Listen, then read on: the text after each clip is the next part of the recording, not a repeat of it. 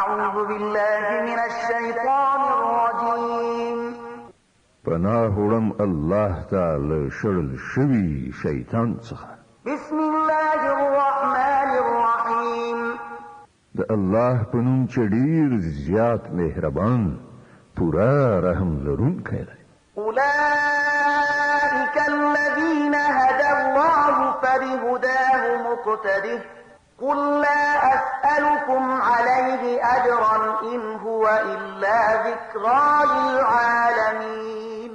اے محمد صلی الله علیه وسلم هغه کسان د الله له لوري هدایت میندونکي د همغو پر لار ته هم لاړ شه او وایه چې زه د دې تبلیغ او لارښوونې په وظیفه له تاسې نه د کوم اجر غوښتونکی نه یم.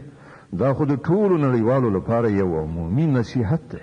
وما قدر الله حق قدره إذ قالوا ما أنزل الله على بشر من شيء قل من أنزل الكتاب الذي جاء به موسى نورا وهدى للناس تجعلونه قراطيس تبدونها وتخفون كثيرا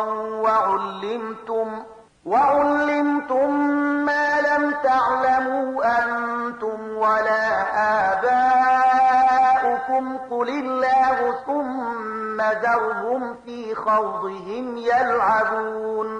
دوی د الله صحیح قدر او ستاینه نکړه چې کله چې وویل الله پر کوم انسان باندې څه نه دی نازل کړي. نو دوی نه پوښتنه وکړه نو بیا هغه کتاب چې موسی علیه السلام را وړی و چې د ټولو انسانانو لپاره روښنايي او هدایت و چې تاسې هغه ټوټې کوئ، لږ څه ښکاره کوئ او ډېر څه پټوئ او د هغه په وسیله تاسې ته هغه علم درکړی شو چې نه له تاسې سره و او نه ستاسې له پلار نیکه سره. ښه نو د هغه نازلونکی څوک و؟ صرف دومره ووایه چې الله بیا یې په خپلو دلیل بازیو کې لوبو کولو ته پرېږده. وهذا كتاب أنزلناه مبارك مصدق الذي بين يديه ولتنذر أم القرى ومن حولها والذين يؤمنون بالآخرة يؤمنون به وهم على صلاتهم يحافظون. د همغه کتاب په څیر دا یو کتاب دی چې مونږ نازل کړی دی، له خیر او برکت نه ډک دی. د هغه څه تصدیق کوي چې له ده نه مخکې راغلي او د دې په خاطر نازل کړی شوی دی چې تاسې د هغه په وسیله د کلیو دا مرکز یعنی مکه او د هغې په شاوخوا کې اوسېدونکي تنبیه کړئ. کوم خلک چې آخرت مني هغوی په دې کتاب ایمان راوړي او هغوی داسې دي چې د خپلو لمونځونو پابندي کوي. ومن أظلم ممن افترى على الله كذبا أو قال أوحي إلي ولم يوح إليه شيء ومن قال سأنزل مثل ما أنزل الله ولو ترى إذ الظالمون في غمرات الموت والملائكة باسطوا أيديهم أخرجوا أنفسكم اليوم تجزون عذاب الهون بما كنتم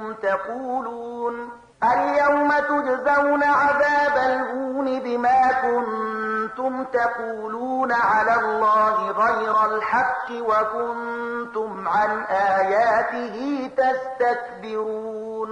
او له هغه چانه به بل لوی ظالم څوک وي چې په الله پورې د دروغ بهتانو تړي یا وایي چې پر ما باندې وحی راغلی ده په داسې حال کې چې پر هغه باندې کومه وحی نه وي نازله کړی شوي، یا هغه څوک چې د الله د نازل کړي شي په مقابله کې وایي چې زه به هم داسې شی نازل کړم. کاش کې ته ظالمان په هغه وخت کې ولیدلی شي چې هغوی د ځنکدن په سختیو کې غوټې وهونکي وي او په رښتې په لاس غځولو ورته ویونکي وي چې راوړئ وباسئ خپله ساه. نن به تاسې ته د هغو خبرو په مجازات کې رسوا کوونکی عذاب درکړی شي چې تاسې په الله پورې د ناحقه تور په ټپلو کولې او د هغه د آیاتونو په مقابل کې مو سرغړونې څخه کار اخیست.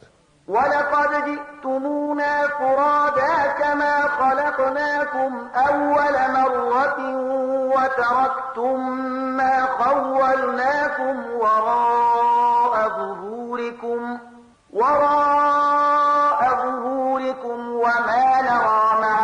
شفعاءكم الذين زعمتم أنهم فيكم شركاء لقد تقطع بينكم وضل عنكم ما كنتم تزعمون.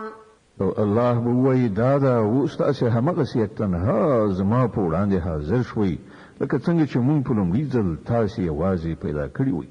څه چې مونږ تاسې ته په دنیا کې درکړي وو هغه ټول تاسې شاته پریښي راغلي یاست او اوس مونږ له تاسې سره ستاسې هغه سپارښت کوونکي هم نه وینو چې د هغو په باب ستاسې دا ګمانو چې ستاسې د چارو په برابرولو کې هغوی هم یو څه برخوال دي. ستاسې ټولې خپل منځي اړیکې پرې کړل شوې او هغه ټول د څخه ورک شول چې تاسې د هغو ګمان درلود. إن الله فالق الحب والنوى يخرج الحي من الميت ومخرج الميت من الحي ذلكم الله فأنا تؤفكون. د دانې او زړی چونکی الله دی. همغه ژوندی له مړي څخه باسي او همغه مړی له ژوندي نه باسي. د دې ټولو چارو سرته رسونکی خو الله دی. نو تاسې کوم لوري ته اوښتونکي یاست؟ فالق الإصباح وجعل الليل سكنا والشمس والقمر حسبانا ذلك تقدير العزيز العليم. هماغه د شپې پرده چیروي سهار را باسي. همغه شپه د رام کولو وخت ګرځولې ده. همغه د لمر او سپوږمۍ د ختلو پریوتلو حساب ټاکلی دی. دا ټولې د همغه ستر قدرت او علم لرونکي ټاکلي اندازې دي. وهو الذي جعل لكم النجوم لتهتدوا بها في ظلمات البر والبحر قد فصلنا الآيات لقوم يعلمون. او همغه ذات دی چې ستاسې لپاره ستوري د بیدیا او سمندر په ترږمیو کې د لارې پیژندلو وسیله وګرځول. وګورئ مونږ نښانې په ډاګه ښکاره بیان کړي دي د هغو خلکو لپاره چې علم لري. وهو الذي أنشأكم من نفس واحدة فمستقر ومستودع قد فصلنا الآيات لقوم يفقهون. او همغه ذات دی چې تاسې له یو نفس څخه پیدا کړی بیا د هر یو لپاره د تقرر نیولو یو ځای دی او یو د هغه د ورسپارنې ځای. دا نښانې مونږ د هغو خلکو لپاره څرګندې کړي دي چې پوهه او ادراک لري. وهو الذي أنزل من السماء ماء فأخرجنا به نبات كل شيء فأخرجنا منه خضرا نخرج منه حبا متراكبا ومن النخل من طلعها قنوان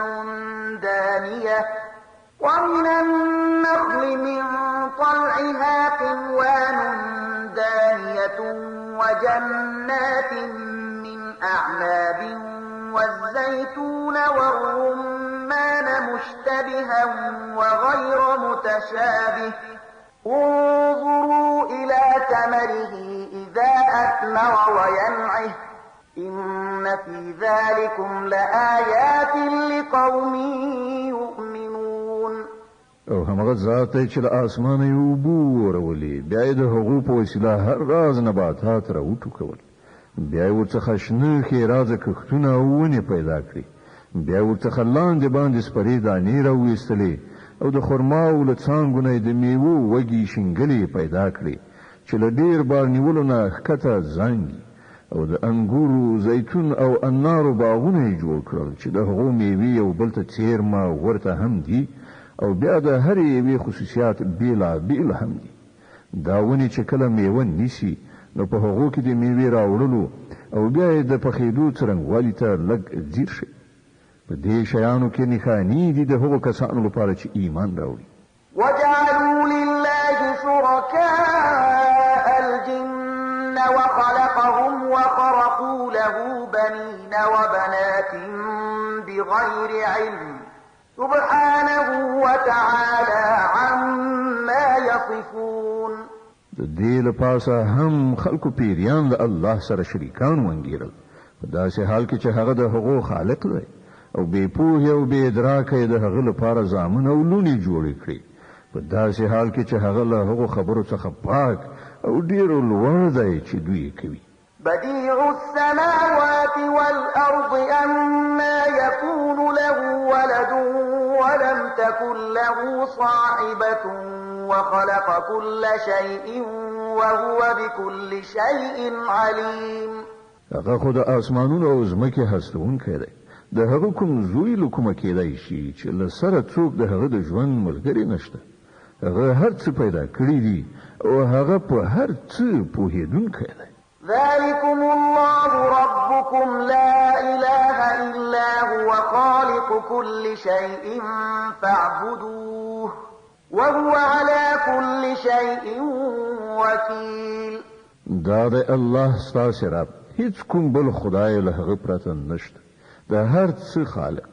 نو له دې امله تاسو د همغه بندګي وکړئ او هغه د هر شي ساتونکی څارونکی دی. لا تدركه الأبصار وهو يدرك الأبصار وهو اللطيف الخبير. کتنې هغه نشي موندلای او هغه کتنې موندلای شي. هغه ډیر زیات باریک بین او با خبره دی. قد جاءكم بصائر من ربكم فمن أبصر فلنفسه ومن عمي فعليها وما أنا عليكم بحفيظ. وګورئ تاسو د رب له لوري نه د کتنې وړ روښنایي راغلي دي. اوس چې څوک له بینایي څخه کار واخلي د ځان لپاره به ګټه وکړي او څوک چې ځان روند واچوي خپل ځان ته به زیان واړوي. زه پر تاسو باندې کوم پیردار نه یم. وكذلك نصرف الآيات وليقولوا درست ولنبينه لقوم يعلمون.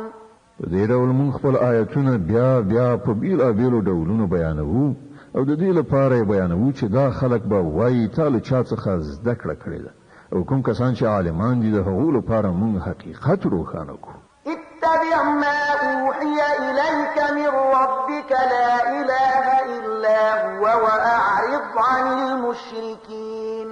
اے محمد صلی الله علیه وسلم د هغه وحی پیروي کوونکی اوسه چې پر تا باندې ستاد رب له لوري نازله شوې ده ځکه چې له هغه یو رب نه پرته بل کوم خدای نشته او په دې مشرکانو پسې پل مه وهه.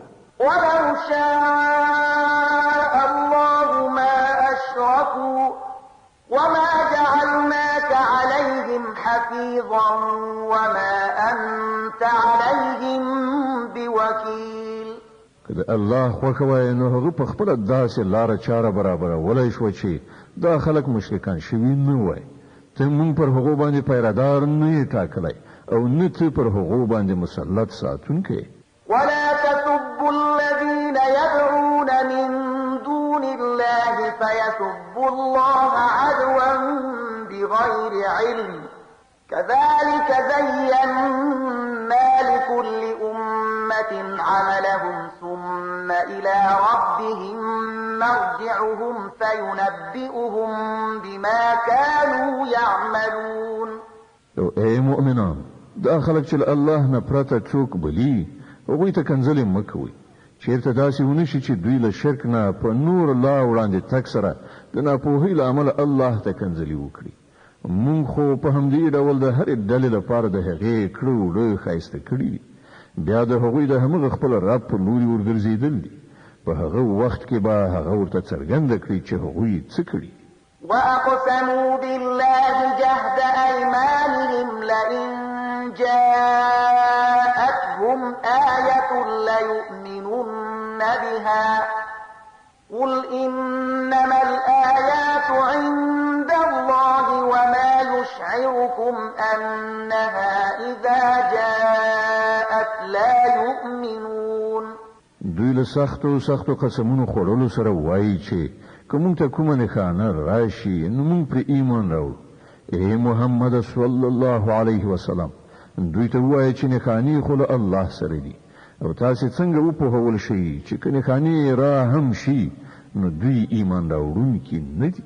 ونقلب أفئدتهم وأبصارهم كما لم يؤمنوا به أول مرة ونذرهم في طغيانهم يعمهون.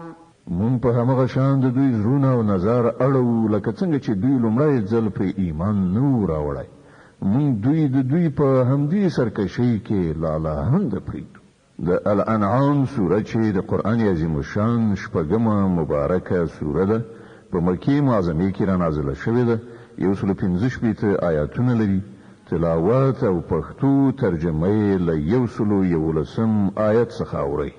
ولو أننا نزلنا إليهم الملائكة وكلمهم الموتى وحشرنا عليهم كل شيء قبلا ما كانوا ليؤمنوا إلا أن يشاء الله ولكن أكثرهم يجهلون.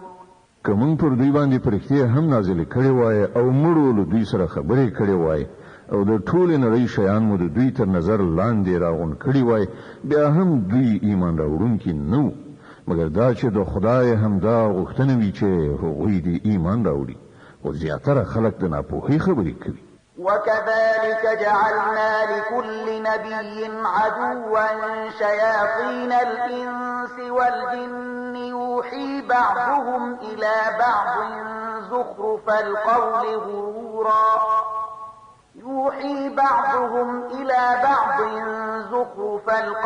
غرورا ولو شاء ربك ما فعلوه فذرهم وما يفترون. او مونږ تل هم داسې شیطان انسانان او شیطان پیریان د هر پیغمبر دښمنان ګرځولي دي چې یو بل ته خوږې خبرې د غولونې او فریب لپاره رسوي. که ستا د رب اراده دا وایي چې هغوی د داسې ونه کړي نو هغوی به هیڅکله داسې نه کول. نو ته هغوی په خپل حال پرېږده چې په دروغو تړلو کې اخته وي. ولتصغى إليه أفئدة الذين لا يؤمنون بالآخرة وليرضوه وليقترفوا ما هم مقترفون. مونږ هغوی ته د دې هر څه کولو وخت زکه ورکوو چې کوم خلک چې په آخرت باندې ایمان نه لري د هغوی زړونه د دې غولونکي ښکلا په لوري مایل وي او هغوی پرې خوښ شي او د هغو ناوړو چارو په کړو لاس پورې کړي چې هغوی کول غواړي. فغير الله أبتغي حكما وهو الذي أنزل إليكم الكتاب مفصلا والذين آتيناهم الكتاب يعلمون أنه منزل من ربك بالحق فلا تكونن من الممترين. آیا زل الله نه پرته کوم بل فیصله کوونکی ولټوم په داسې حال کې چې هغه تاسو ته پوره مفصل کتاب لېږلی دی او کوم خلکو ته چې مونږ له تا نه مخکې کتاب ورکړی وو هغوی پوهیږي چې دا کتاب ستا د همغه رب له لوري په حقه نازل شوی دی. نو له دې کبله ته له شک کوونکو څخه مه کېږه. وتمت كلمة ربك صدقا وعدلا لا مبدل لكلماته وهو السميع العليم. ستا د رب وینا د رښتینولۍ او عدالت په اعتبار بشپړه ده. هیڅوک د هغه د فرمانونو بدلونکی نه دی او هغه د هر څه اورېدونکی او په هر څه پوهېدونکی دی. وإن تطع أكثر من في الأرض يضلوك عن سبيل الله إن يتبعون إلا الظن وإن هم إلا يخرصون. او اے محمد صلی الله علیه وسلم کته د هغو خلکو د اکثریت په خلو کار وکړي چې په ځمکه کې میشته دي نو هغوی به تا د الله له لارې نه واړوي. هغوی خو صرف په ګمان روان او د انګېرنو برابرونکي دي. إن ربك هو أعلم من يضل عن سبيله وهو أعلم بالمهتدين. په حقیقت کې ستا رب ډېر ښه پوهېږي چې څوک د هغه له لارې اوښتي دي او څوک په سمه لاره برابر دي. فكلوا مما ذكر اسم الله عليه إن كنتم بآياته مؤمنين. نو که تاسو د الله په آیاتونو ایمان لرئ نه په کوم څاروي باندې چې د حلالولو په وخت کې د الله نوم اخیستل شوی وي د هغه غوښه وخورئ. وما لكم ألا تأكلوا مما ذكر اسم الله عليه وقد فصل لكم ما حرم عليكم إلا ما اضطررتم إليه وإن كثيرا ليضلون بأهوائهم بغير علم إن ربك هو أعلم بالمعتدين. خنو څه دلیل دی چې تاسو هغه څه ونه خورئ چې پر هغه باندې د الله نوم اخیستل شوی وي په داسې حال کې چې د کومو شیانو استعمال چې الله له اضطراري حالاتو نه پرته په نورو ټولو حالاتو کې حرام کړي دي د هغو تفصیل تاسو ته درښودلی دی. زیاتره خلک داسې دي چې له علم نه پرته صرف د خپلو خواهشاتو په اساس ګمراه کوونکې خبرې کوي. ستا رب دا له حده تېرېدونکي ډېر ښه پېژني. وذروا ظاهر الإثم وباطنه إن الذين يكسبون الإثم سيجزون بما كانوا يقترفون. تاسو هم له ښکارا ګناهونو څخه ځان وژغورئ او هم له پټو څخه. څوک چې د ګناه کسب کوي هغوی به د خپلې دغې ګټې مجازات ومومي.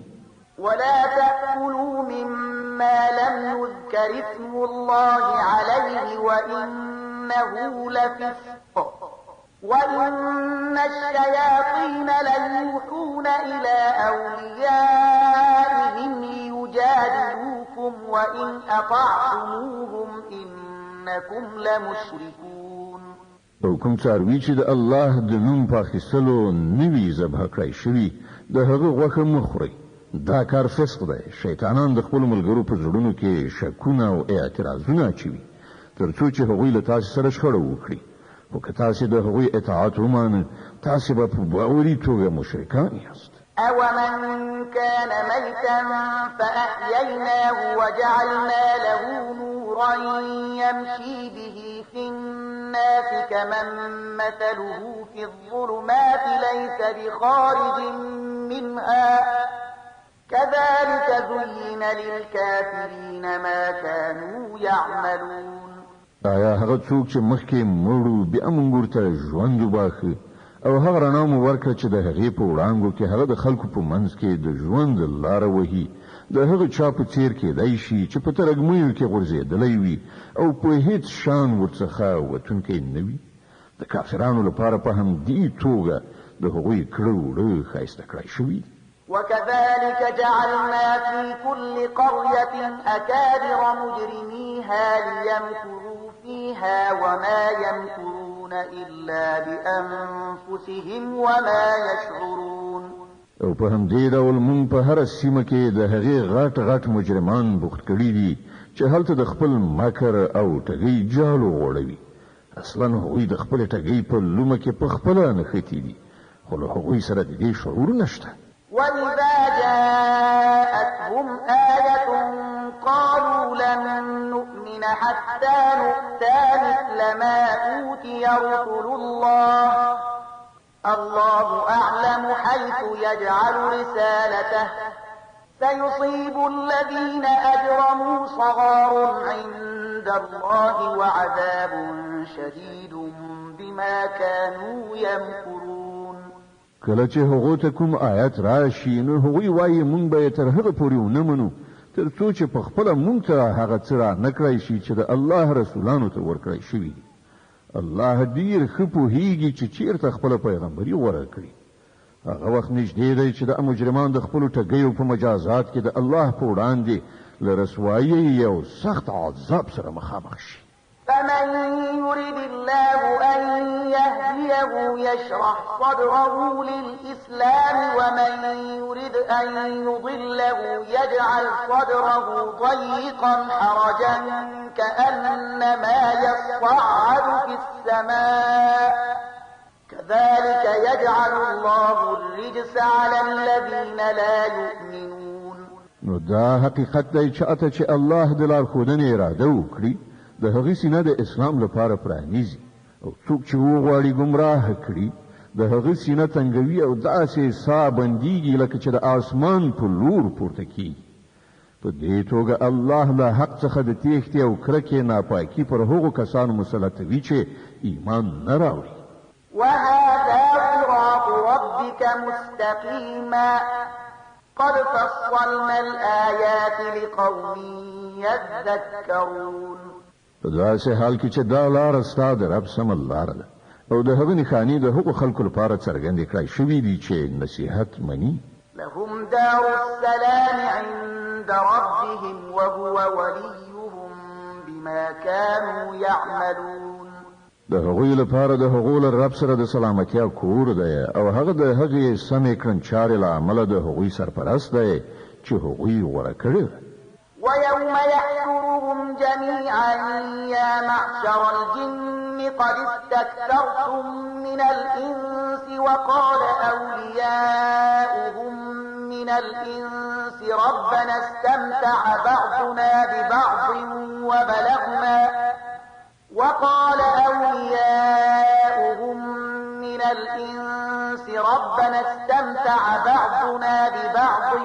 وبلغنا أجلنا الذي أجلت لنا قال النار مثواكم خالدين فيها إلا ما شاء الله إن ربك حكيم عليم.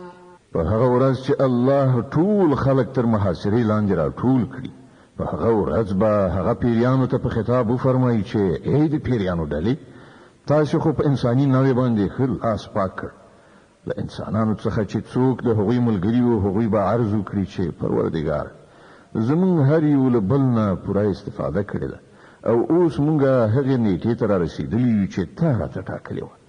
الله به وفرمایي خنو اوس تاسې استوګنځی اور دی په هغه کې به تاسې د تل لپاره اوسیږئ له هغه نه به یوازې همغه وژغورل شي چې الله د هغوی ژغورل وغواړي.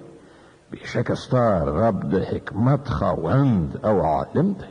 وكذلك نولي بعض الظالمين بعضا بما كانوا يكسبون. وګوره په دې ډول به مونږ په آخرت کې ظالمان د هغو ګټو له امله چې هغوی په دنیا کې یو له بله سره په ملګري کېدو کولې په خپلو منځو کې سره دوستان وګرځو.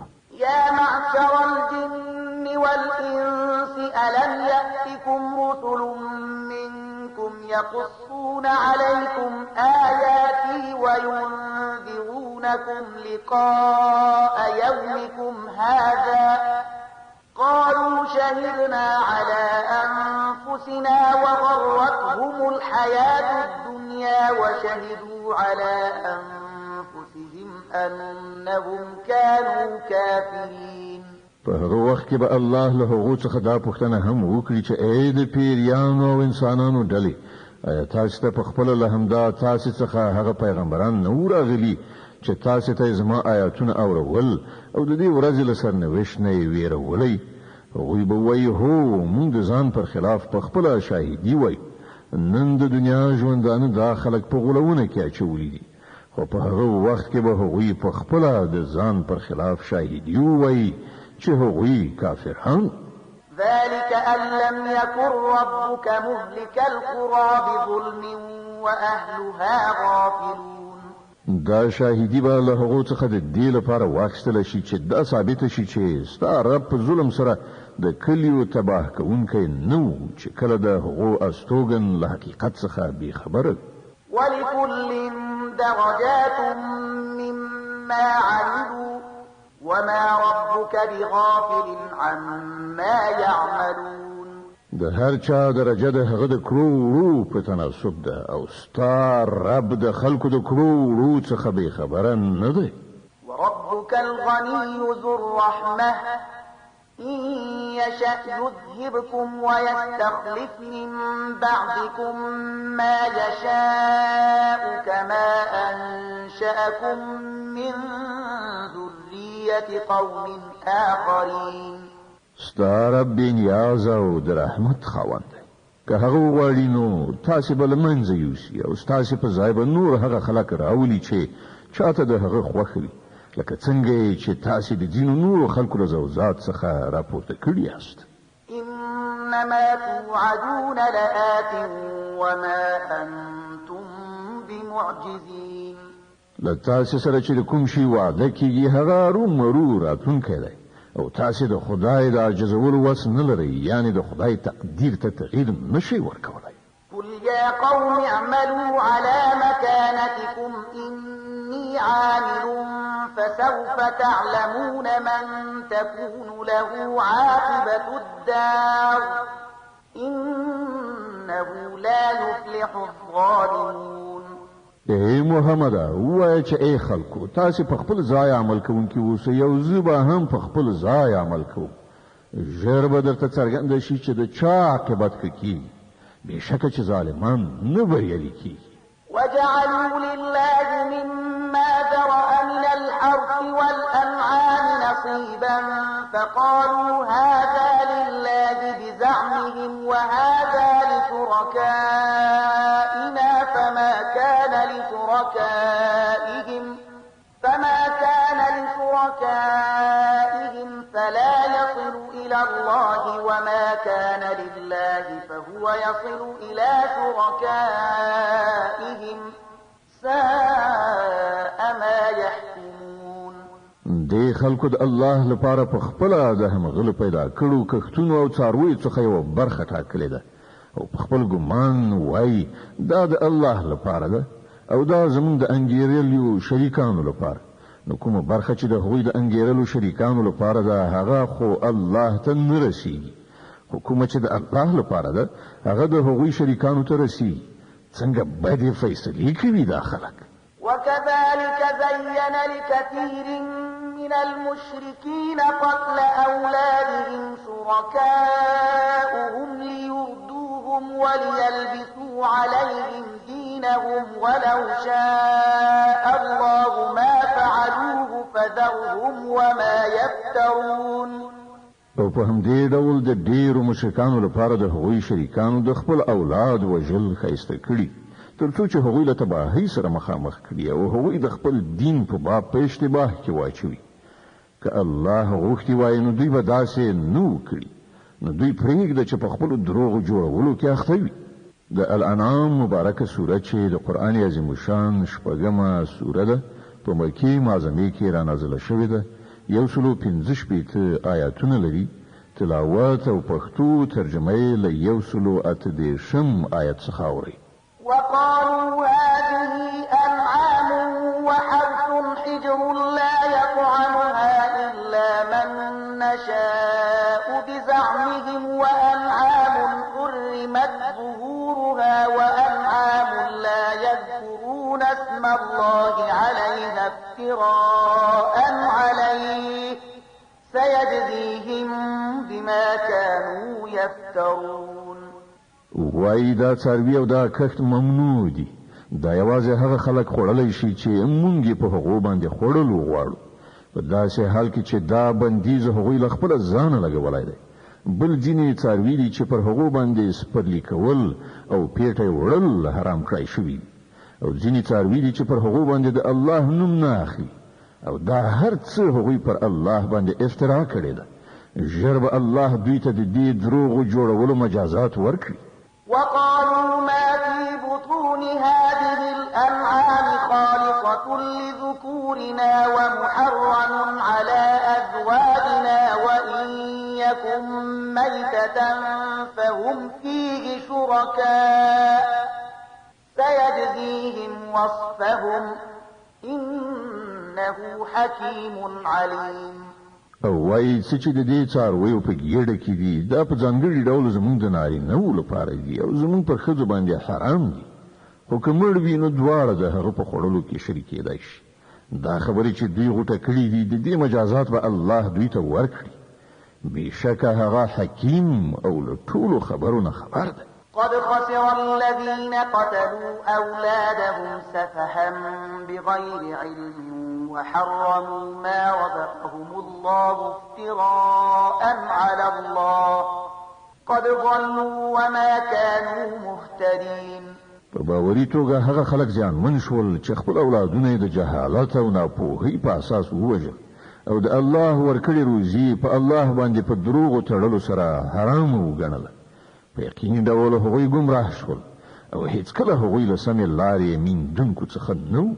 وهو الذي أنشأ جنات معروشات وغير معروشات والنخل والزرع مختلفا أكله والزيتون والرمان متشابها وغير متشابه كلوا من ثمره إذا أثمر وآتوا حقه يوم حصاده ولا تسرفوا إنه لا يحب المسرفين.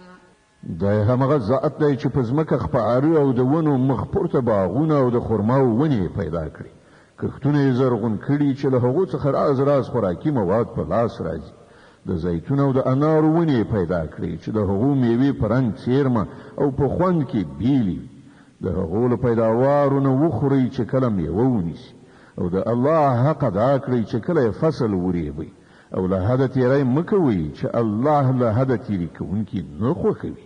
ومن الأنعام حمولة وفرشا كلوا مما رزقكم الله ولا تتبعوا خطوات الشيطان إنه لكم عدو مبين. او هماغه ذات دی چې له څارویو څخه یې ځینې داسې پیدا کړي دي چې له هغو څخه د سپرلۍ او پیټې وړلو کار اخیستل کیږي او ځینې داسې هم چې د خوړلو او هوارولو لپاره پکاري له هغو شیانو څخه وخورئ چې الله در په برخه کړي دي او د شیطان په پلو مه ځئ چې ستاسې ښکاره دښمن دی. 8 أزواج من الضأن 2 ومن المعز 2 قل الذكرين حرم أم الأنثيين أما اشتملت عليه أرحام الأنثيين نبئوني بعلم إن كنتم صادقين. دا اته نرو خدي دي 2 د میګو له نوینا او 2 د وضو له نوینا. اے محمد صلی الله علیه وسلم له دوی نه پوښتنه وکړه چې الله د هغو نر حرام کړی دي که ښځې یا هغه بچی چې د میګو او د وزې په ګېډه کې وي د علم سره سمې ماته راوښیي که تاسې رښتونې یاست.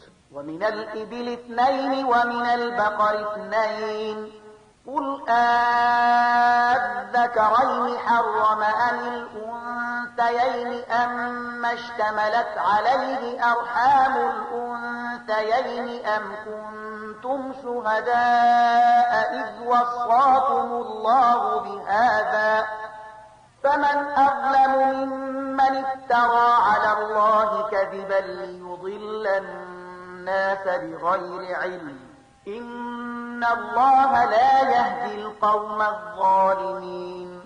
او همدغه راز 2 د وخل نوینا او 2 د غوایل نوینا دي پښتنه وکړه د دوی نر خدای حرام کړی دي که ښځې یا هغه بچای چې د اوخ او غوا په ګېډه کې وي آیا تاسې په هغه وخت موجود وي چې الله د هغو د حرام والی حکم درکړی و نو له هغه چانه به بل لوی ظالم څوک وي چې د الله لوري ته د دروغو وینا منسوب کړي تر څو چې له علم نه پرته خلکو ته غلطه لارښوونه وکړي په باوري توګه الله دغه راز ظالمانو ته سمه لاره نه ښیي.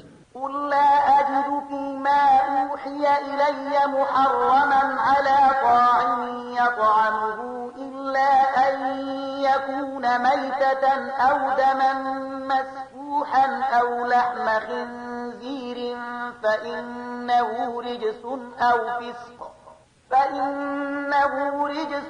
أو فسقا أهل لغير الله به فمن اضطر غير باغ ولا عاد فإن ربك غفور رحيم.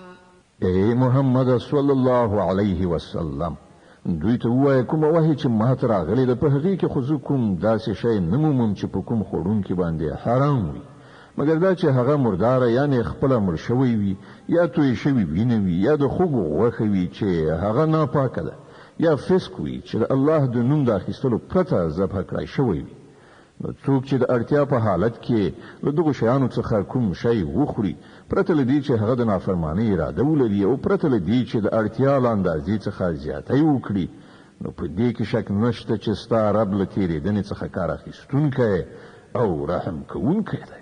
وعلى الذين هادوا حرمنا كل ذي ظفر ومن البقر والغنم حرمنا عليهم شحومهما إلا ما حملت ظهورهما أو الحوايا أو ما اختلط بعظم ذلك جزيناهم ببغيهم وإنا لصادقون. او کوم خلکو چې يهودیت غوړه کړ پر هغه باندې مونږ ټول نوکانو والا جناور حرام کړیو او د غویانو او پسونو واز ده هم له هغې نه پرته چې د هغو په پختیو یا د هغو په کلمو یا په هډوکو پورې نښتي وي دا مونږ د هغو د سرغړونې سزا هغوی ته ورکړې وه او دا څه چې مونږ وایو بیخي رښتیا وایو.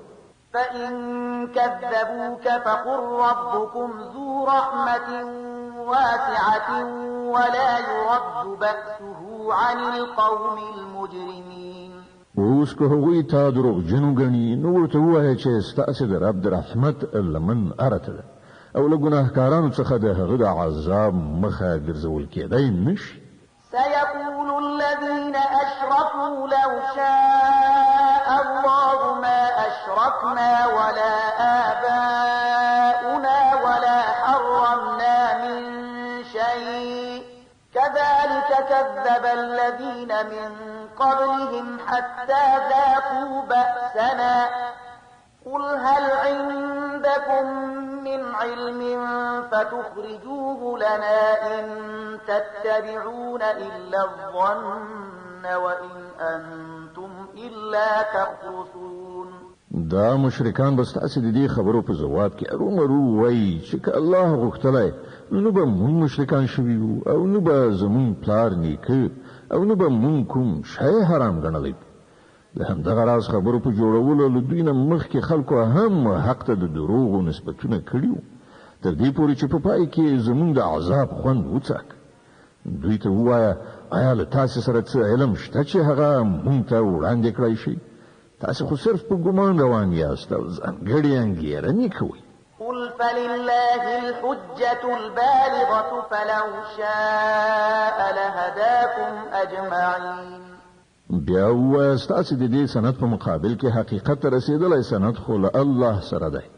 بېشکه که الله غوښتي وای نو تاسې ټولو ته به یې لارښوونه کړې وه. قل هلم شهداءكم الذين يشهدون أن الله حرم هذا فإن شهدوا فلا تشهد معهم ولا تتبع أهواء الذين كذبوا بآياتنا والذين لا يؤمنون بالآخرة وهم بربهم يعدلون.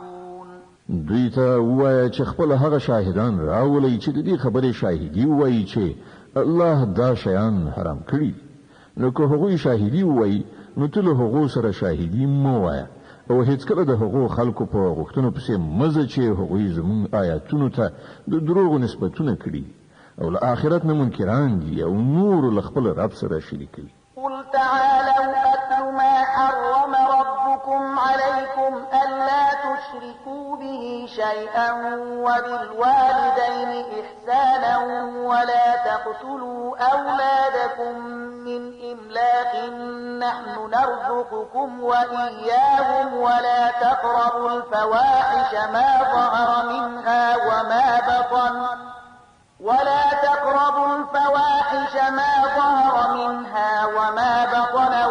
تقتلوا النفس التي حرم الله إلا بالحق ذلكم وصاكم به لعلكم تعقلون. ای محمد دوی ته وایي چې راشئ زه تاسې ته اورم چې ستاسې رب پر تاسې باندې څه بندیزونه لګولي دي. دا چې له هغه سره څوک مه شریکوئ، له مور او پلار سره ښه چارچلند وکړئ، خپل اولاد د مفلسۍ له ویرې مه وژنئ، موږ تاسې ته هم روزي درکوو او هغو ته به یې هم ورکړو. او فواحشو یعنې کبیره ګناهونو ته مه ورنږدې کیږئ او هغه نفس چې الله هغه محترم ګرځولی دی مه وژنئ مګر په حق سره. دا خبرې دي چې د دې لارښودنه هغه تاسې ته کړې ده، تاسې باید له پوهې او ادراک نه کار واخلئ. ولا تقربوا مال اليتيم إلا بالتي بالتي هي أحسن حتى يبلغ أشده وأوفوا الكيل والميزان بالقسط لا نكلف نفسا إلا وسعها وإذا قلتم فاعدلوا ولو كان ذا قربى وبعهد الله أوفوا ذلكم وصاكم به لعلكم تذكرون. او دا چې د یتیم مال ته منځ کېږي مګر په داسې توګه چې ډیره غوره وي تر دې پورې چې هغه د خپل رشد سن او عمر ته ورسیږي او په ټول او پیمانه کې پوره انصاف وکړي. مونږ په هر چا باندې د مسؤلیت همغومره پیټه ږدو څومره چې د هغه په واس کې وي او کله چې خبره کوي په عدالت سره وکړي که معامله د خپل خپلوان هم وي او له الله سره تعهد پوره کړي. د دې خبرو ښوونه تاسو ته الله کړې ده په کار ده چې تاسو نصیحت ومنئ. وأن هذا صراطي مستقيما فاتبعوه ولا تتبعوا السبل فتفرق بكم عن سبيله ذلكم وصاكم به لعلكم تتقون. دغه راز د هغه لارښوونه دا ده چې همدا زما سمه لاره ده نو تاسې په همدې باندې لاړ شئ او په نورو لارو باندې مه ځئ چې هغه به تاسې له هغې لارې واړوي تیت پرک به مو کړي. دا د هغه هدایت چې ستاسې رب درکړی دی په کار ده چې تاسې له انحراف څخه ځان وژغورئ. ثم آتينا موسى الكتاب تماما على الذي أحسن وتفصيلا لكل شيء وهدى ورحمة لعلهم بلقاء ربهم يؤمنون. بیا موږ موسی ته کتاب ورکړی و چې پر ښه چلند غوره کوونکي انسان باندې د نعمت بشپړول او د هر ضروري شي تفصیل او له سره تر پایه هدایت او رحمت او د دې لپاره بني اسرائیلو ته ورکړی شوی و چې ښایي خلک له خپل پروردګار سره په یو ځای کېدو ایمان راوړي. وهذا كتاب أنزلناه مبارك فاتبعوه واتقوا لعلكم ترحمون. او په همدې ډول موږ دا کتاب نازل کړی دی له برکته یو ډک کتاب نو تاسې د دې پیروي وکړئ او د تقوا کړنچاره غوره کړئ. لرې نه ده چې پر تاسې رحم وشي. أن تقولوا إنما أنزل الكتاب على طائفتين من قبلنا وإن كنا عن دراستهم لغافلين. تر څو چې دا ونه وایي چې کتاب له موږ نه پخوا دوو ډلو یعنې یهود او نصارا ته نازل شوی او موږ له هغو له لوستلو بېخبره وو.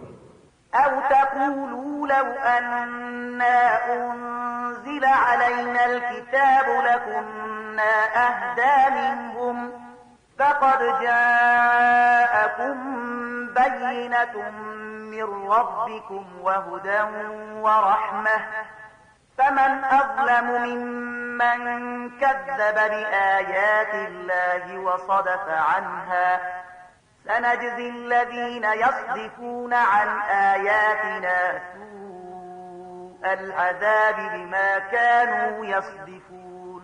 اوس تاسې دا پلمه هم نشئ کولای چې که پر موږ باندې کتاب نازل کړی شوی وای نو موږ به له هغو نه ښه هدایت موندونکي وو.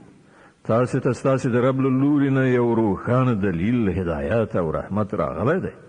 اوس به له هغه چا نه بل غټ ظالم څوک وي چې د الله آیاتونه دروغ وګڼي او مخ ورڅخه واړوي. کوم کسان چې زموږ له آیاتونو څخه مخ اړوي موږ به هغوی ته د دې مخ اړونې په مجازات کې ډیره بده سزا ورکړو. هل ينظرون إلا أن تأتيهم الملائكة أو يأتي ربك أو يأتي بعض آيات ربك يوم يأتي بعض آيات ربك لا ينفع نفسا إيمانها لم تكن آمنت من قبل أو كسبت في إيمانها خيرا قل انتظروا إنا منتظرون. اوس خلک دې ته سترګې په لارې دي چې د هغوی مخې ته پرښتې راشي ودرېږي یا ستا رب په خپله راشي یا ستا د رب ځینې څرګندې نښانې ښکاره شي. په کومه ورځ چې ستا د رب ځینې مخصوصې نښانې را څرګندې شي بیا به یو داسې چاته د هغه ایمان هیڅ ګټه ونه رسوي چې مخکې ایمان نه وي راوړی یا یې په خپل ایمان کې څه نیکي نه وي ګټلې. ای محمد صلی الله علیه وسلم دوی ته ووایه چې ښه نو تاسې سترګې په لاره اوسئ، موږ هم انتظار باسو. إن الذين فرقوا دينهم وكانوا شيعا لست منهم في شيء إنما أمرهم إلى الله ثم ينبئهم بما كانوا يفعلون. کوم خلکو چې خپل دین ټوټه ټوټه کړل او ډلې ډلې شول، په یقیني توګه له هغو سره ستا هیڅ اړیکه نشته. د هغو معامله الله ته سپارلې ده، همغه به هغوی ته وښیي چې هغو څه کړي. من جاء بالحسنة فله 10 أمثالها ومن جاء بالسيئة فلا يجزى إلا مثلها وهم لا يظلمون. څوک چې د الله حضور ته له نیکۍ سره راشي د هغه لپاره 10 چنده ثواب دی، او څوک چې له بدۍ سره راشي هغه ته به همغومره بدله ورکړی شي څومره چې هغه قصور کړی دی، او په چا باندې به ظلم ونه کړی شي. قل إنني هداني ربي إلى صراط مستقيم دينا قيما ملة إبراهيم حنيفا وما كان من المشركين. اے محمد صلی الله علیه وسلم ووایه زما رب په یقیني توګه ماته سمه لاره راښودلې ده، بیخي صحیح دین چې په هغه کې کوم کوږوالی نشته. د ابراهیم مسلک چې هغه یو لوري ته په متمایل کېدو غوره کړی او هغه له مشرکانو څخه نه و. قل إن صلاتي ونسكي ومحياي ومماتي لله رب العالمين لا شريك له وبذلك أمرت وأنا أول المسلمين. ووایه زما لمونځ، زما د عبادت ټول مراسم، زما ژوند او زما مرګ هر څه د الله رب العالمین لپاره دي چې د هغه هیڅوک شریک نشته. د همغه امر ماته شوی دی او تر ټولو لومړی د اطاعت سره ټیټونکی زه یم. قل أغير الله أبغي ربا وهو رب كل شيء ولا تكسب كل نفس إلا عليها ولا تزر وازرة وزر أخرى ثم إلى ربكم مرجعكم فينبئكم بما كنتم فيه تختلفون. ووایه آیا زه له الله نه پرته کوم بل رب ولټوم په داسې حال کې چې همغه د هر څه رب دی. هر څوک چې څه ګټي د هغه مسؤل هغه پخپله دی، هیڅ پیټی پورته کوونکی د بل پیټی نه پورته کوي. بیا ستاسې ټولو د خپل رب لوري ته ورګرځېدل دي، په هغه وخت کې به هغه ستاسې د شخړو حقیقت تاسې ته دروښیي. وهو الذي جعلكم خلائف الأرض ورفع بعضكم فوق بعض درجات ليبلوكم فيما آتاكم إن ربك سريع العقاب وإنه لغفور رحيم. ما ذات دی چې هغه تاسې د ځمکې خلیفګانو ګرځولی او له تاسې نه یې ځینو ته د ځینو نورو په مقابل کې ډېرې لوړې درجې درکړي، تر څو تاسې ته یې چې څه درکړي دي په هغه کې په تاسې باندې ازمویښت وکړي. بېشکه ستا رب په سزا ورکولو کې هم ډېر چټک دی او ډېر بخښونکی او رحم کوونکی هم دی. د الاعراف مبارکه سوره چې د قرآن عظیم الشان 9مه سوره ده، په مکې معظمې کې را نازله شوې ده، 206 آیاتونه لري. تلاوت او پښتو ترجمه یې له لومړي آیت څخه اورئ. بسم الله الرحمن الرحیم. د الله په نوم چې ډېر زیات مهربان پوره رحم لرونکی دی. الف لام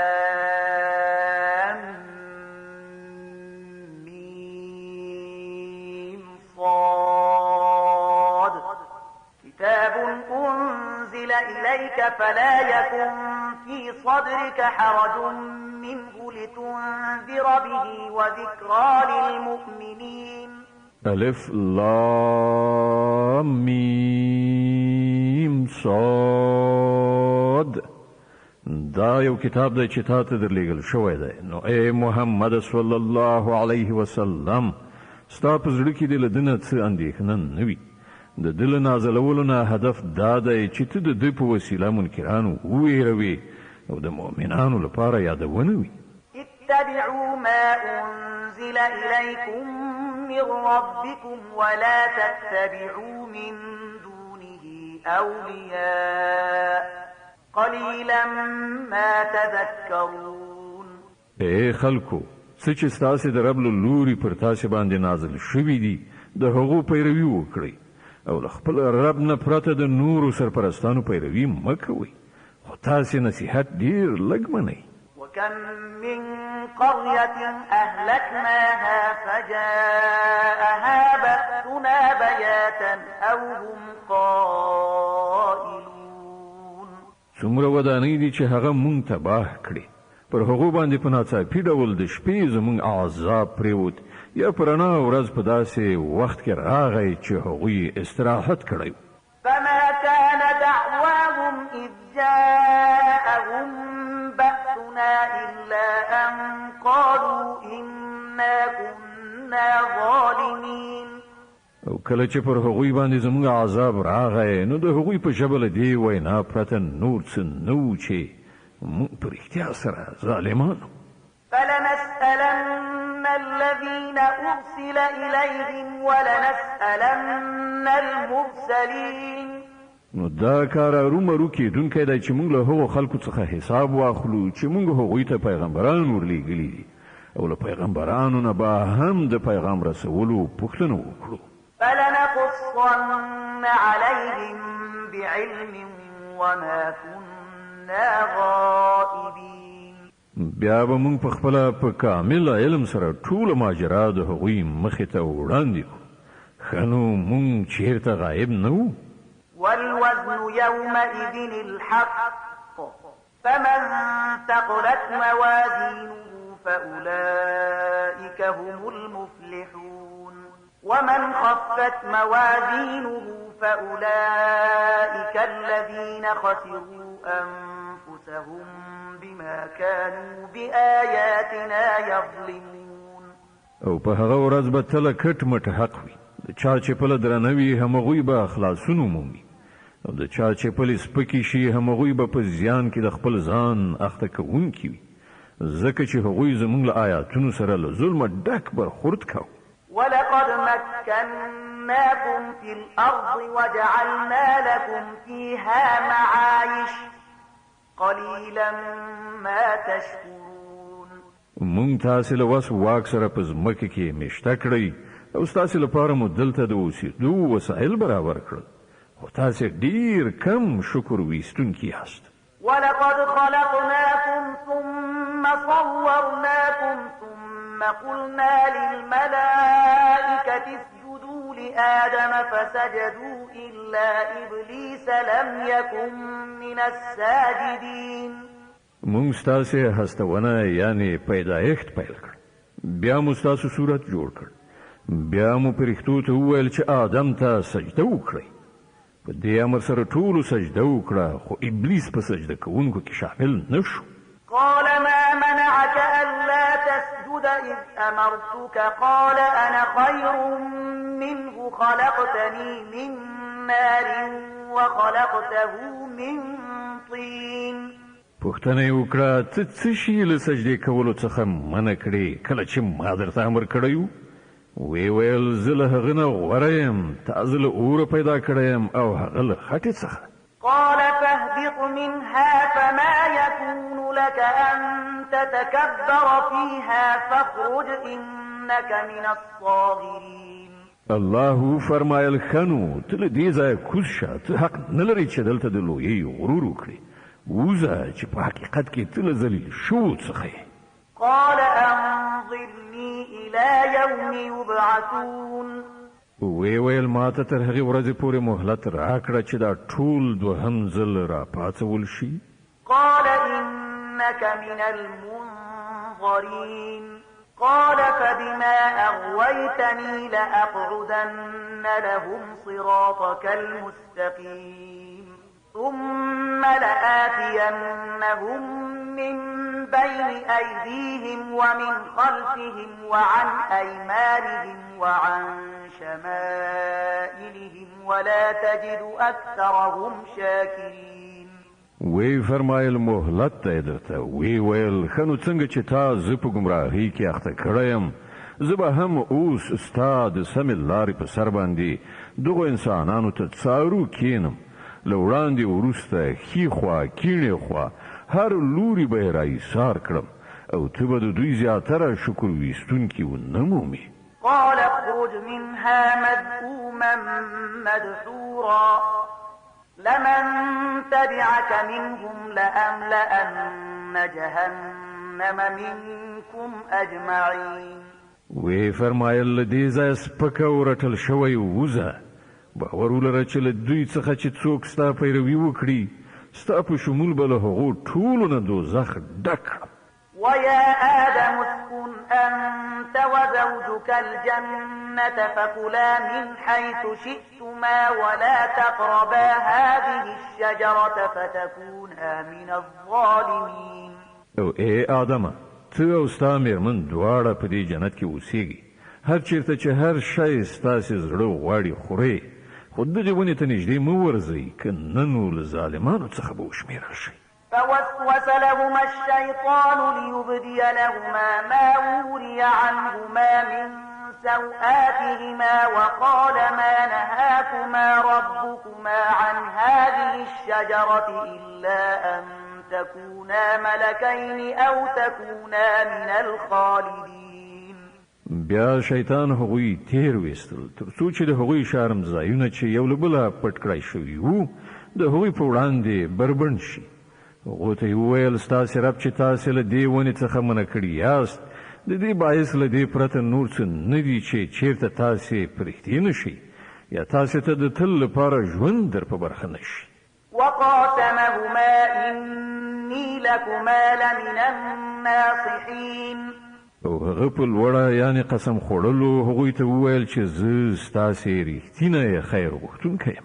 فدلاهما بغرور فلما ذاقا الشجرة بدت لهما سوآتهما وطفقا يخصفان عليهما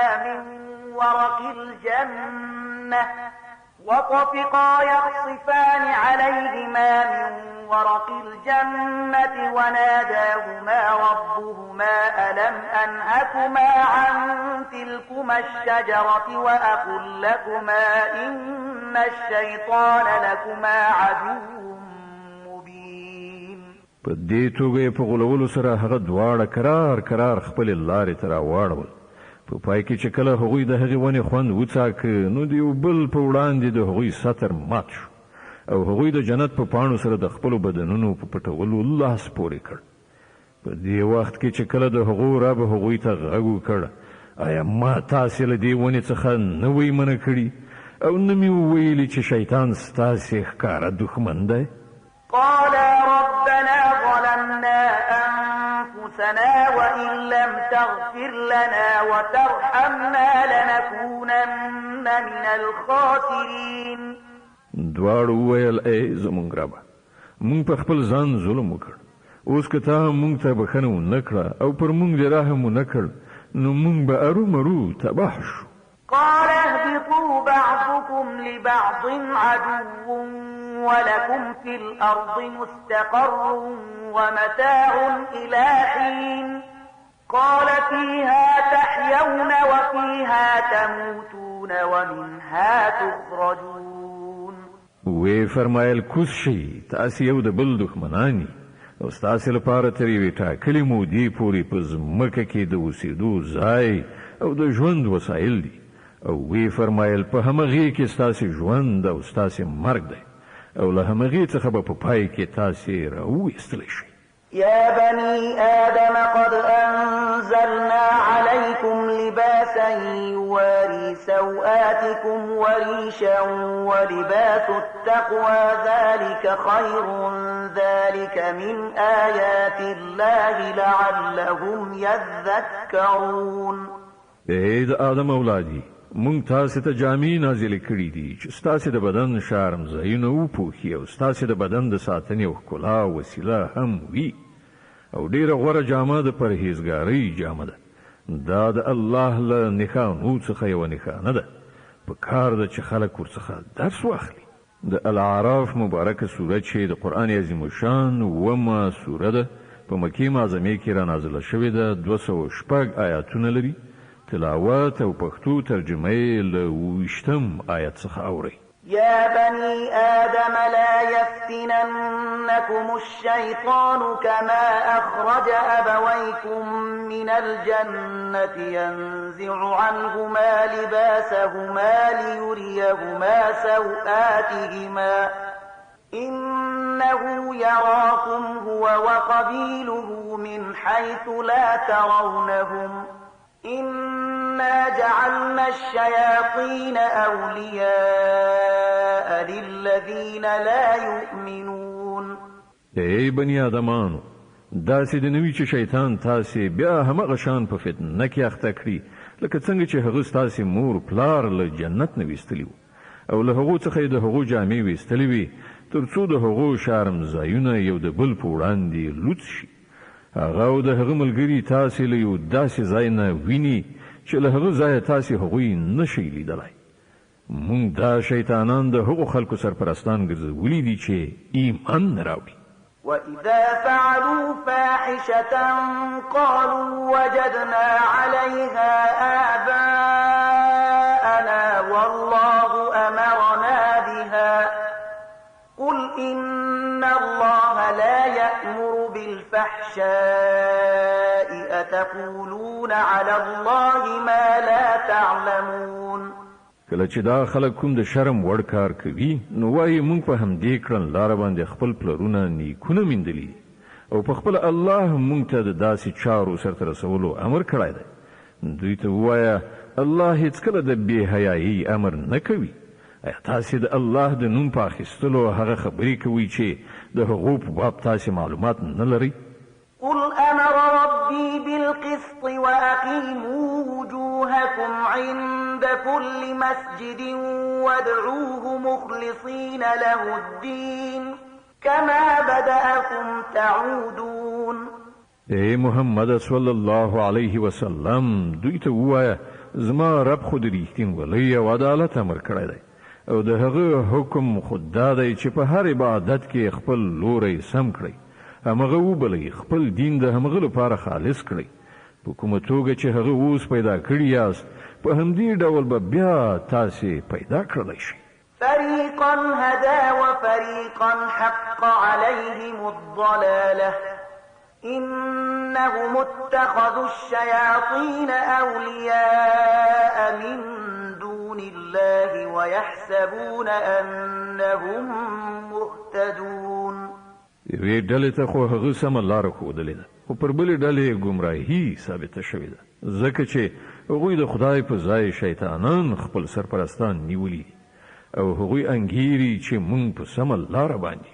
يا بني آدم خذوا زينتكم عند كل مسجد وكلوا واشربوا ولا تسرفوا إنه لا يحب المسرفين.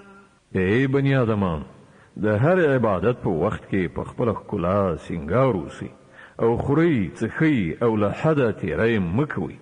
الله له حده تیري کوونکي نه خوښوي.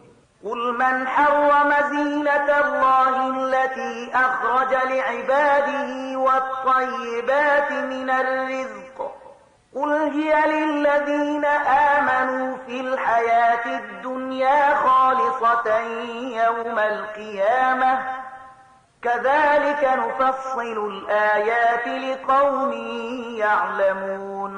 اے محمد دوی ته وایه چا د الله هغه ښکلا حرامه کړې ده چې هغه د خپلو بندګانو لپاره راویستلې وه او چا پاک روزي حرامه کړي وایي دا ټول شیان د دنیا په ژوندانه کې هم د ایمان راوړونکو لپاره دي او د آخرت په ورځ خو به یوازې د همدوی لپاره وي په دغه شان موږ خپل خبرې روښانوو د هغو خلکو لپاره چې عالمان دي قل إنما حرم ربي الفواحش ما ظهر منها وما بطن والإثم والبغي بغير الحق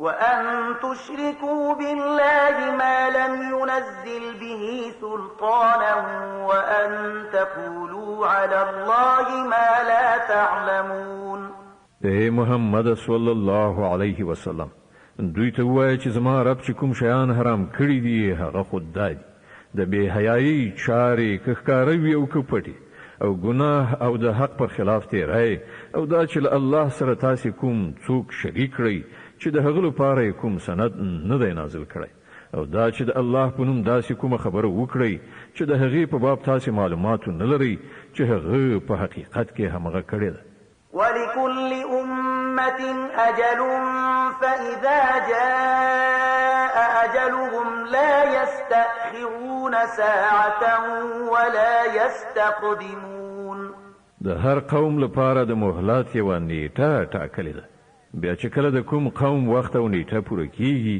او پوره یو ساعت وروسته والی او مخکې والی به هم پکې نه راځي او دا خبره الله د مخلوق پیدا کولو په پیل کې په ډاګه ښکاره کړې وه يا بني آدم إما يأتينكم رسل منكم يقصون عليكم آياتي فمن اتقى وأصلح فلا خوف عليهم ولا هم يحزنون اے بني آدمان په یاد ولرئ که چېرته تاسې ته په خپله له تاسې نه داسې پیغمبران راشي چې تاسو ته زما آیاتونه اوروي نو څوک چې له سرغړونې څخه ډډه وکړي او خپله کړنچاره سمه کړي د هغه لپاره څه ویره او کړاو نشته والذين كذبوا بآياتنا واستكبروا عنها أولئك أصحاب النار هم فيها خالدون او څوک چې زموږ آیاتونه دروغ وګڼي او د هغو په مقابل کې په سرکشۍ لاس پورې کړي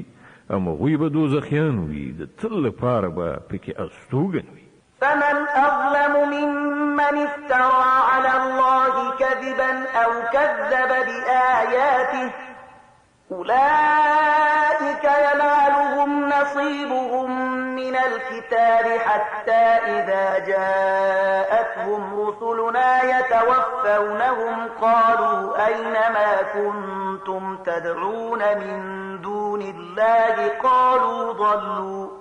قالوا ضلوا عنا وشهدوا على أنفسهم أنهم كانوا كافرين ښکاره خبره ده چې له هغه چانه به بل غټ ظالم څوک وي چې سراسر د دروغو خبرې د الله لور ته منسوبې کړي یا د الله رښتینې آیاتونه دروغ وګڼي داسې خلک به د خپل تقدیر د لیکنې سره سمه خپله برخه ومومي ان تر دې چې هغه ساعت به راشي چې کله زموږ لیږل شوي پرښتې د هغو د ساګانو اخیستلو لپاره ورسیږي په هغه وخت کې به هغوی ورڅخه پوښتنه وکړي چې راوښیي اوس چیرته دي ستاسې هغه معبودان چې تاسې هغه د خدای په ځای بلل هغوی به ووایي چې ټول له موږ نه ورک شول او هغوی به په خپله د ځان په خلاف شاهدي ووایي چې موږ په رښتیا سره له حق نه منکران قال ادخلوا في قد خلت من قبلكم من الجن والإنس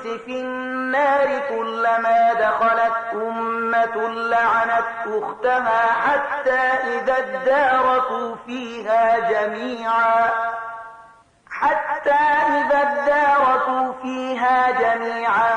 قالت أخراهم لأولاهم ربنا هؤلاء أضلونا فآتهم عذابا ضعفا من النار قال لكل ضعف ولكن لا تعلمون الله به فرمایي زی تاسو هم همغه دوزخ ته لاړ شئ چې هغه ته له تاسې څخه مخکې د پیریانو او انسانانو تیرې شوې ډلې ورغلي.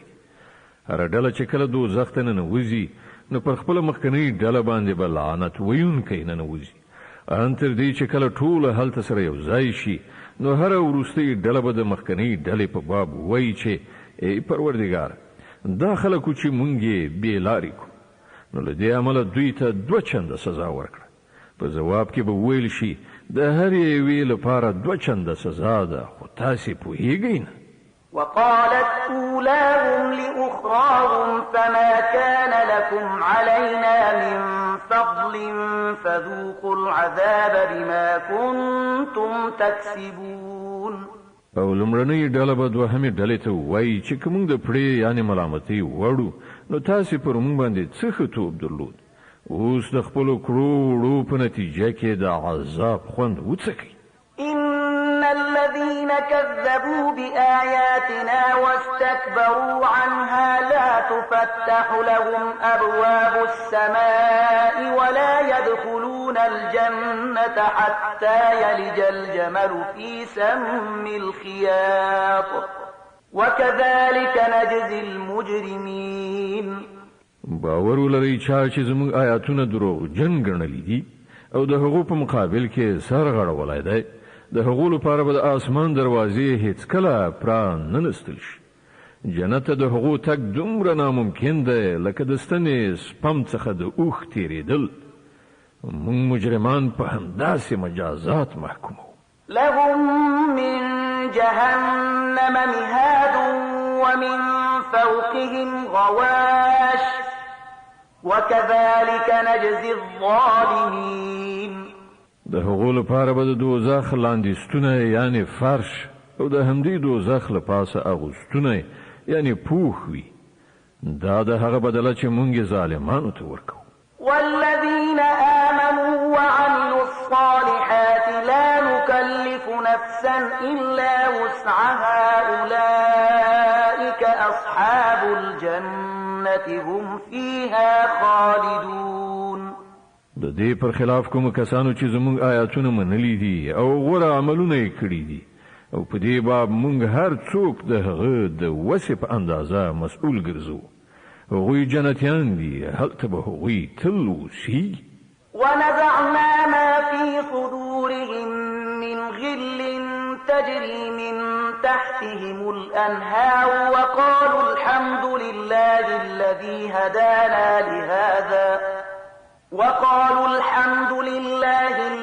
هدانا لهذا وما كنا لنهتدي لولا أن هدانا الله لقد جاءت رسل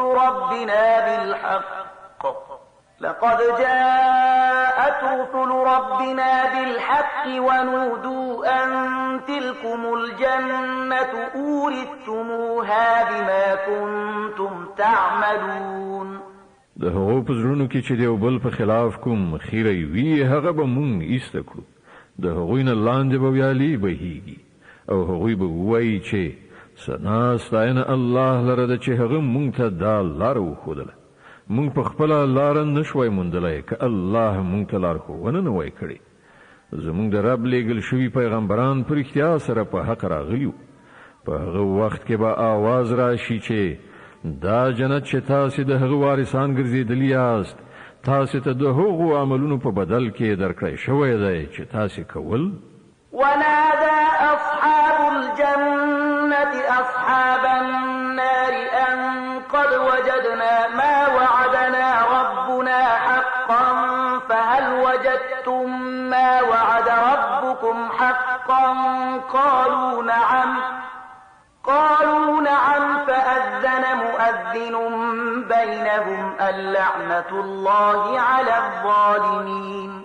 الذين يصدون عن سبيل الله ويبغونها عوجا وهم بالآخرة كافرون. بیا به دا جنتیان دوزخیانو ته آواز وکړي وبوایي مونږ خو هغه ټولې ژبنیانې وعدې بشپړې ومیندلې چې زمونږ پروردګار له مونږ سره کړې وي. آیا تاسې هم هغه ژبنې وعدې پوره ومیندلې چې ستاسې رب کړې وي؟ هغوی به جواب ورکړي هو په دې وخت کې به یو आवाज کوونکی د هغوی په منځ کې ناری کړي چې د خدای لعنت دی وي پر هغو ظالمانو باندې چې د خدای له لارې نه خلک منع کول او د هغوی کوږوالی غوښت او له آخرت نه منکران. وبينهما حجاب وعلى الأعراف رجال يعرفون كلا بسيماهم ونادوا أصحاب الجنة أن سلام عليكم لم يدخلوها وهم يطمعون. د دې دواړو ډلو ترمنځ به یو پرده یعنی برید وي چې د هغې د پاسه پر اعراف باندې به څه نور کسان وي. دوی به هره ډله د هغې له څېرې نه پیژني او جنتیانو ته به آواز وکړي وبه وایي چې سلامتي دې وي پر تاسې. دا خلک به په جنت کې ننوتلي نه وي خو د هغه هیلهمن به وي. وإذا صرفت أبصارهم تلقاء أصحاب النار قالوا ربنا لا تجعلنا مع القوم الظالمين. او کله چې د هغوی سترګې د دوزخیانو لوري ته واوړي نو به وایي ای پروردګاره موږ د دې ظالمانو ملګري کوم.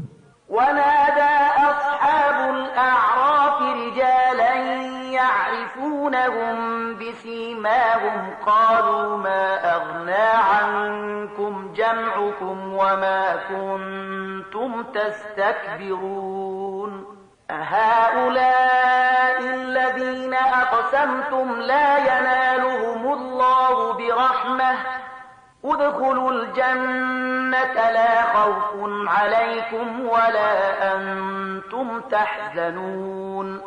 بیا به دا د اعراف خلک څو تنه غټ غټ دوزخیان د هغو په نښو نښانو سره وپېژني. ورته به آواز وکړي چې تاسې ولیدل نن نه ستاسې ډلې ټپلې ستاسې څه درد دوا کړ نه مو هغه وسایل په کار شول چې تاسې لوی شیان ګڼل. او آیا دا جنتیان همغه خلک نه دي چې د هغو په باب تاسې په قسمونو خوړلو ویل چې دوی ته خو به خدای له خپل رحمت څخه هیڅ شی هم ور نه کړي؟ نن هم هغوی ته وویل شول چې ننوځئ جنت ته نه به در باندې ویره وي نه کړاو. ونادى أصحاب النار أصحاب الجنة أن أفيضوا علينا من الماء أو مما رزقكم الله قالوا إن الله حرمهما على الكافرين الذين اتخذوا دينهم لهوا ولعبا وغرتهم الحياة الدنيا فاليوم ننساهم كما نسوا لقاء يومهم هذا وما كانوا بآياتنا يجحدون. دوزخیان به جنتیانو ته آواز وکړي چې لږ غوندې اوبه پر موږ باندې راتوی کړئ یا له هغې روزي څخه چې الله تاسې ته درکړې ده یو څه راوغورځوئ. هغوی به ځواب ورکړي چې الله دا دواړه شیان د حق پر هغو منکرانو باندې حرام کړي دي چې هغوی خپل دین لوبه او ساعتیري ګرځولی او د دنیا ژوند هغوی غولولی و. الله فرمایي چې نن به موږ هم هغوی په همغه شان هیر کړو لکه څنګه چې هغوی د دې ورځې پیوستون هیر کړی او زموږ له آیاتونو څخه یې انکار کوو. ولقد جئناهم بكتاب فصلناه على علم هدى ورحمة لقوم يؤمنون. موږ دغه خلکو ته له داسې کتاب سره راغلي یو چې هغه مو د علم په اساس تشریح کړی دی د ایمان راوړونکو لپاره هدایت او رحمت دی. هل ينظرون إلا تأويله يوم يأتي تأويله يقول الذين نسوه من قبل قد جاءت رسل ربنا بالحق فهل لنا من شفعاء فيشفعوا لنا أو نرد فنعمل غير الذي كنا نعمل قد خسروا أنفسهم وضل عنهم ما كانوا يفترون. اوس نو آیا دا خلک لدی پرته کومې بلې خبرې ته سترګې په لار دي چې هغه عاقبت سره مخامخ شي چې دا کتاب د هغه خبر ورکوي؟ په کومه ورځ چې له هغه عاقبت سره مخامخ شي نو چا چې مخکې هغه له یاده ویستلی وو همغه خلک به ووایي چې په رښتیا سره زموږ د پروردګار پیغمبران له حق سره راغلي. نو آیا اوس به زموږ لپاره کوم سپارښتګر وي چې زموږ په باب سپارښت وکړي، یا موږ دوهم ځل بیرته ولیږل شو تر څو د هغه څه په ځای چې موږ پخوا کول اوس په بل ډول کار وکړو؟ هغوی په خپل ځانونه زیانمن کړل او کوم دروغ چې هغوی تړل هغه ټول ورڅخه ورک شول. إن ربكم الله الذي خلق السماوات والأرض في 6 أيام ثم استوى على العرش يغشي الليل النهار يطلبه حثيثا والشمس والقمر والنجوم مسخرات بأمره ألا له الخلق والأمر تبارك الله رب العالمين. په حقیقت کې ستاسو رب همغه الله دی چې هغه اسمانونه او ځمکه په شپږو ورځو کې پیدا کړل، بیا د خپل پاچاهۍ پر تخت باندې جلوهګر شو، شپه په ورځ باندې خوروي او بیا ورځ په شپې پسې په منډه راځي، لمر او سپوږمۍ او ستوري پیدا کړل، ټول د هغه د امر تابع دي.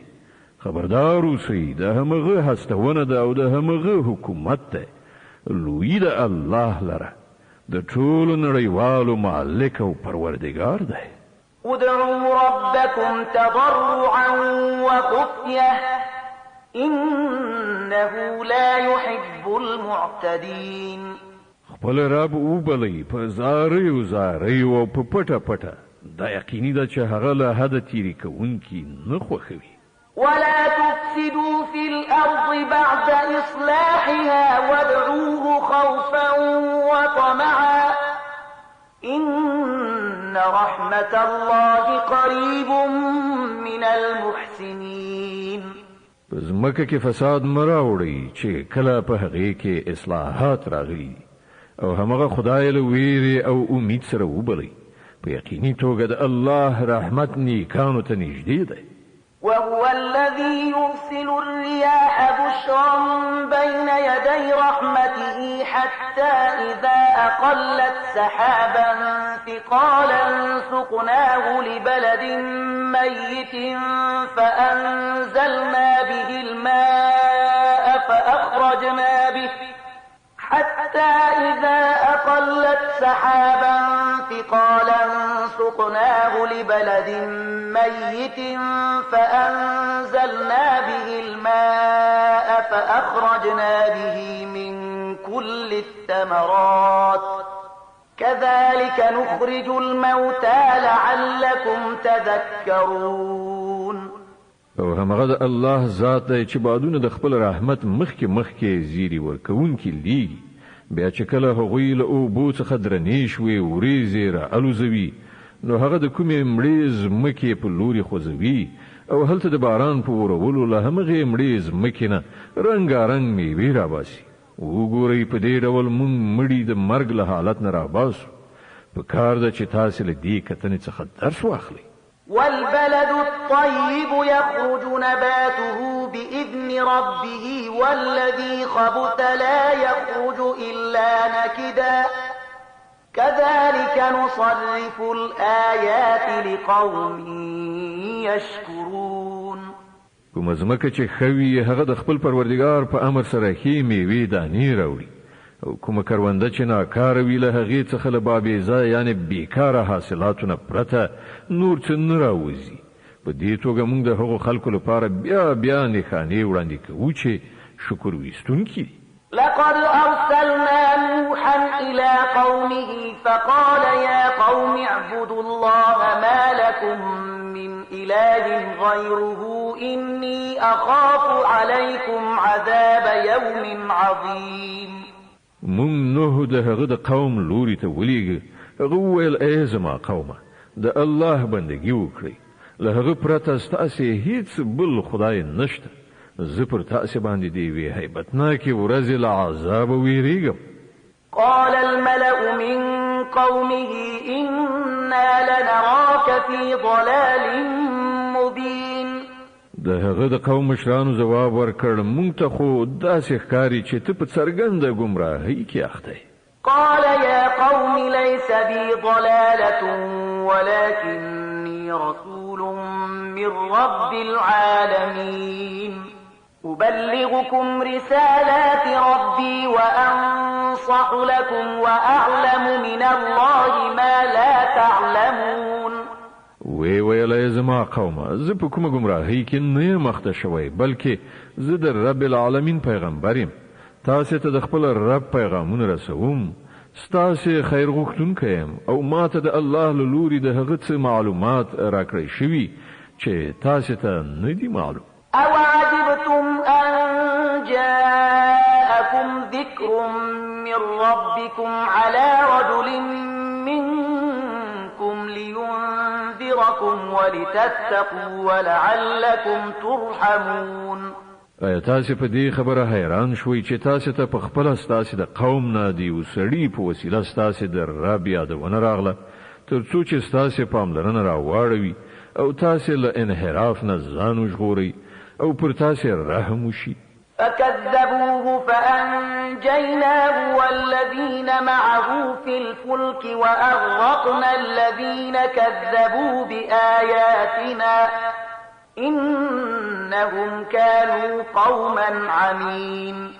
خو هغوی هغه دروغجن وګاڼه. په پای کې مونږ هغه او د هغه ملګرو ته په یو بیړۍ کې نجات ورکړ او هغه خلک مو غرق کړل چې هغوی زمونږ آیاتونه دروغ ګڼلي وو. په باوري توګه هغوی ړانده. صدق الله العظيم. الله ستر رښتیا ویونکی دی.